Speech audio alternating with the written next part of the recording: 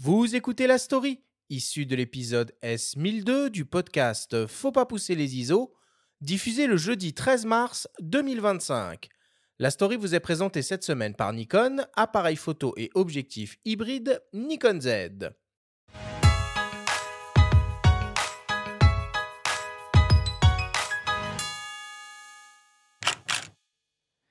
Ils s'appellent Vlada et Kostiantine Liberov. Avant l'invasion russe en Ukraine, le 24 février 2022, ce couple de photographes excelle dans le domaine de la photo de mariage et la mise en scène d'histoires d'amour.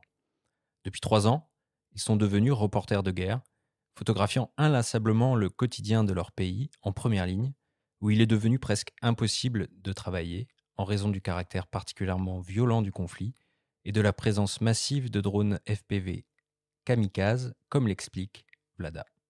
If we take in other wars, there isn't such a cruel situation when you have to deal only with artillery, for example. It's easier for a journalist. It's if it has enough of experience working at the war zones. Si on compare avec d'autres guerres, où les journalistes devaient faire face uniquement à des artilleries, c'était plus facile de se protéger.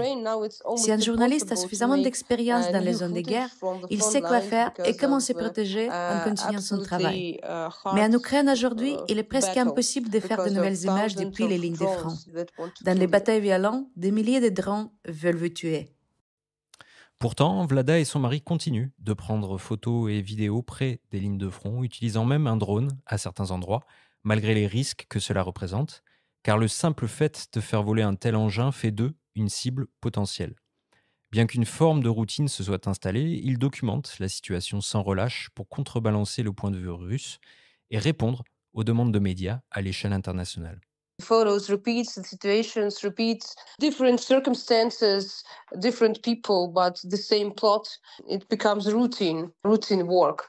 But anyway, we understand that it's important to make this routine work. Like I remember that maybe half a year ago, a woman, I suppose from Euronews, told me that there is Les photos se répètent, les situations se répètent, des circonstances différentes, des personnes différentes, mais la même trame.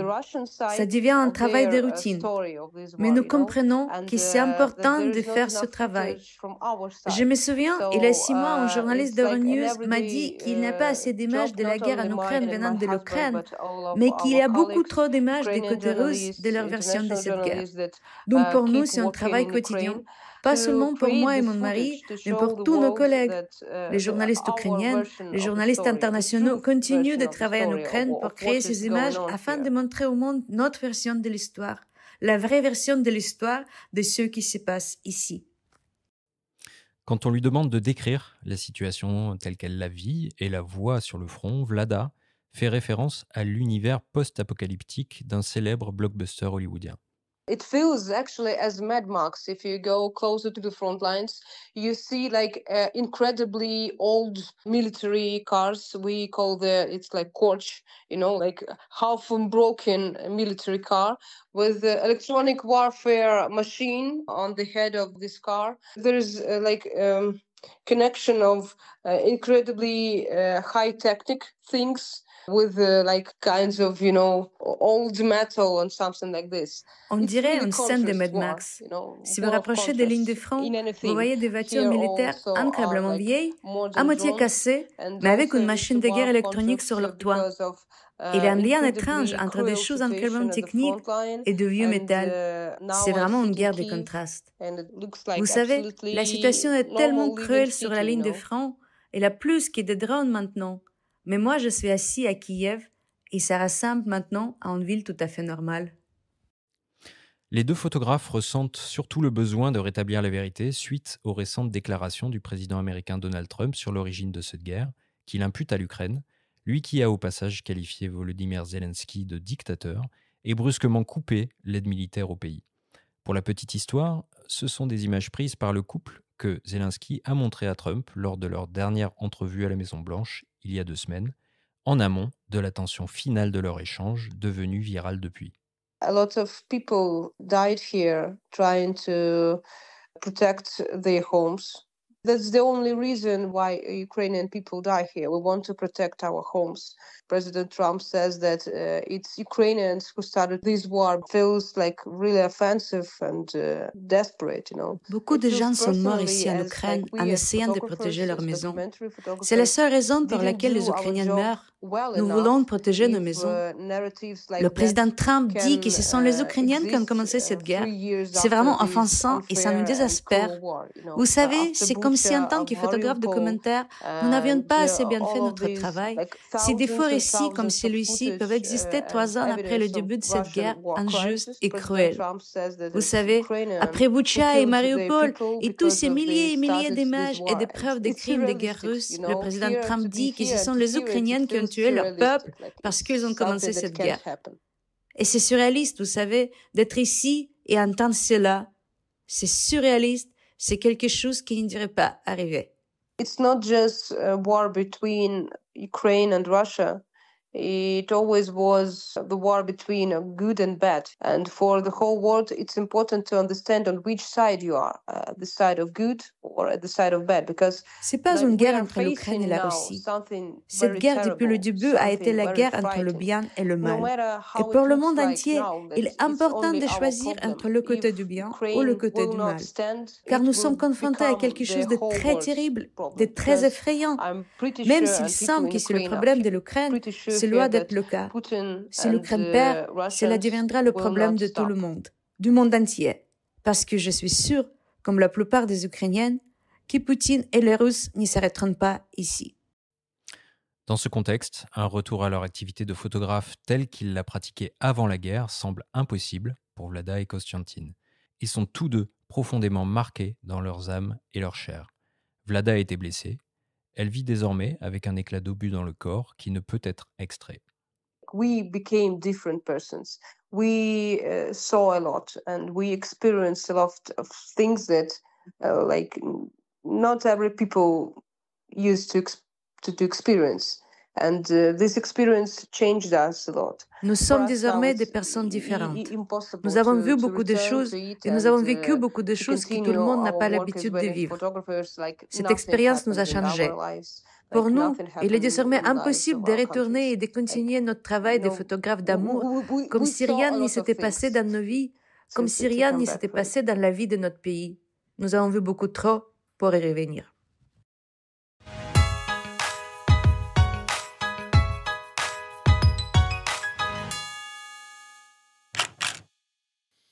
Bon, pas simple tout ça évidemment.